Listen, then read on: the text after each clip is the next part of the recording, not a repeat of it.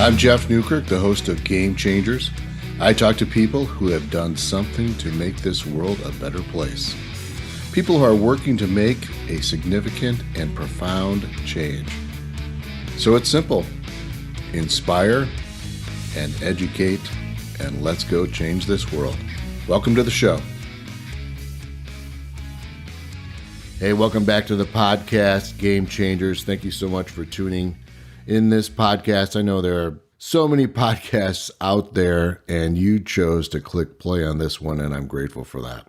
Today, I want to talk about goal setting and tracking our goals and the 4 A's that I introduced a few episodes ago. The 4 A's: appreciate, attack, add value, and achieve.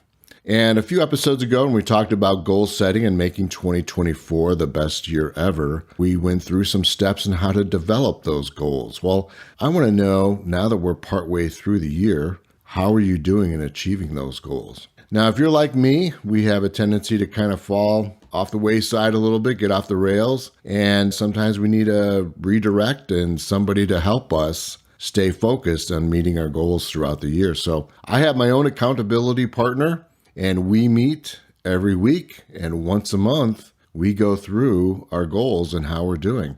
And I can tell you, if I am not moving forward, my accountability partner will put me to task. And he'll ask, where did you fall short and why?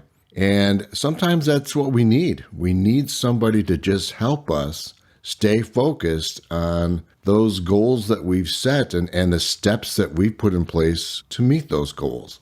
Life happens, man. I mean, there are some things that just kind of fall off the wayside or go down to the priority list because other things have happened in our lives. And it's an accountability partner, in my opinion, that really helps us stay focused and continue to move in the right direction. So if you don't have an accountability partner, I encourage you to get one. And it's that person that you know, like, and trust, one of your trusted advisors in your inner circle who you know you can go to when there is an issue that comes up in your life and you could use some support, but is also going to tell you what you need to hear, not what you want to hear. I don't want my accountability partner to sugarcoat anything. I don't want my accountability partner to say, oh, Jeff, that's okay. You're okay. No, that's not going to be helpful. What I want my accountability partner to do is to say, Jeff, if you screwed up, I'm going to tell you that you screwed up. And here's where we can get back on track. I want somebody that's going to tell me what I need to hear, not what I want to hear.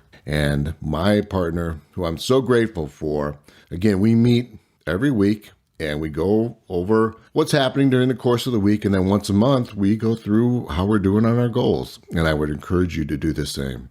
The 4 A's that I talked about a few episodes ago: appreciate, attack, add value, and achieve. I think this is an easy way, the 4 A's, to keep focused on making each day the very best that we can, which then will translate into the best week, the best month, the best year.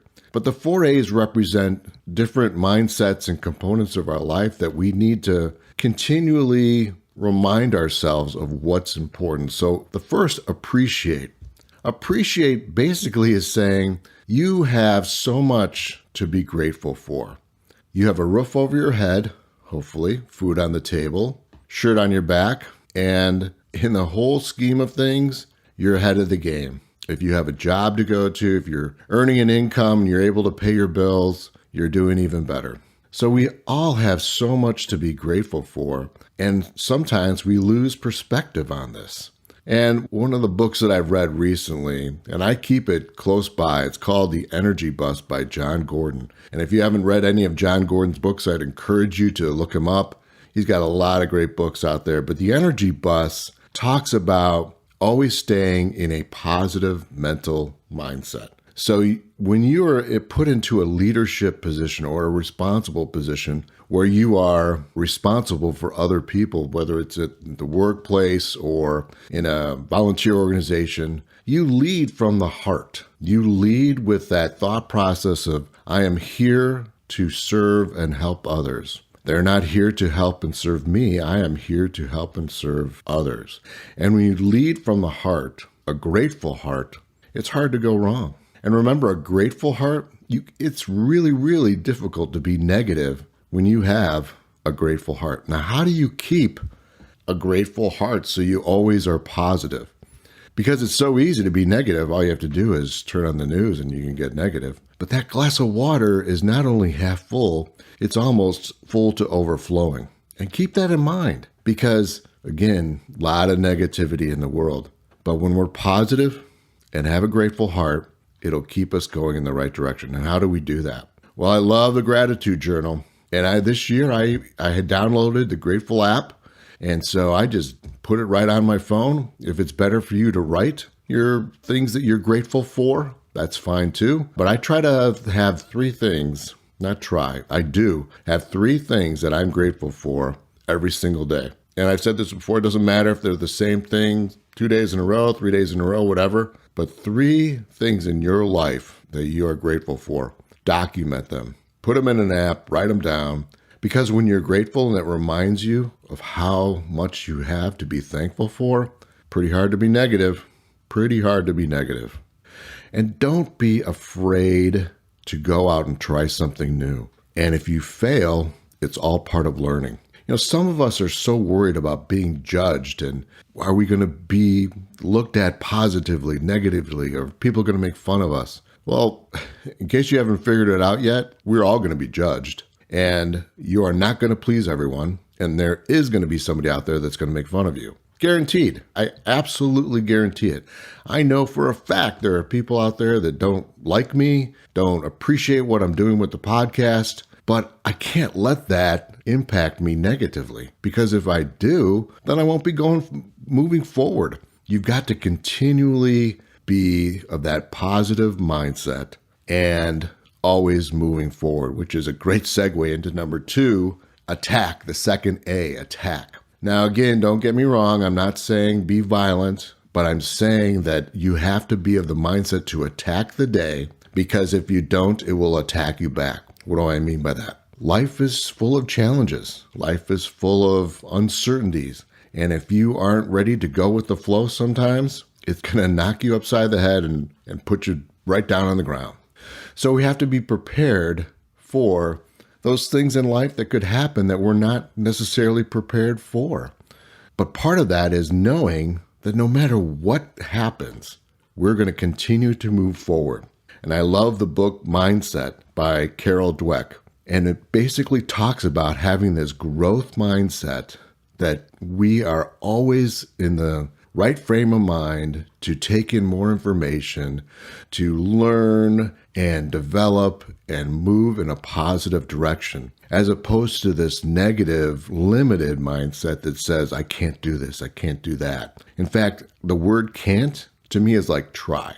The word try. When you say, well, I'll try to do this, as I just did earlier in this episode, it gives you an out. It gives you an opportunity to say, well, I tried it, but it didn't work out. No, don't say the word try. Don't say the word can't, because that's going to limit you. Have that growth mindset. And again, I'd encourage you to read the book Mindset by Carol Dweck. Great resource to keeping that positive outlook on life where you're going to get up every day and attack the day. And when you have a positive mindset, growth mindset, who knows where the world can take you? In the last episode, I talked to my son, Peyton, who's a football coach, and he talked about how he helped his team through his coaching to really transition the mindset from a team that thought they were failures and losers to a team that knew they could win and achieve. And when you have that thought process of, hey, I can do this. Hey, I'm going to be okay. I'm going to come out on top. You never know where the world's going to take you. So, and the kids that he coached, they went from 1-8 last year or 2 years ago to 7-3 this past year. And I like to say, because I'm biased, love my son, I think he's a great coach, but I know it's not all him, right? Those kids believed in themselves.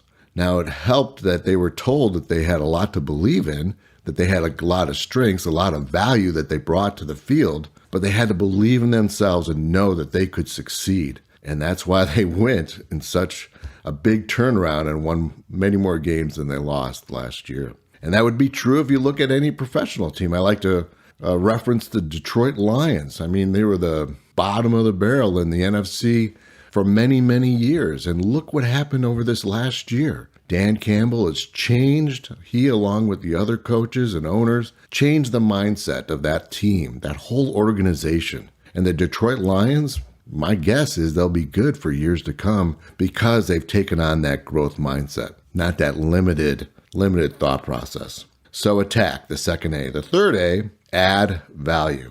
Now, I like to reference John Maxwell. He's the one that talks about adding value in every situation to every person. And his book, The 15 Invaluable Laws of Growth, he's written like 90 some books, but this is a classic. And in this book, he talks about the law of contribution. The law of contribution states, put other people first. When you lead because you are serving others. If you think you're a leader and you expect others to serve you, you are not a leader. I'm telling you, that is not leadership. Leadership is accepting the role of being responsible for others, and you are leading them by providing examples and by serving them, and you serve them with humility. Simon Sinek's book, Leaders Eat Last, is the best way I can describe it. Everybody goes through line to get their food before you do as a leader. You are there to make sure that they have all of the food that they need to be successful.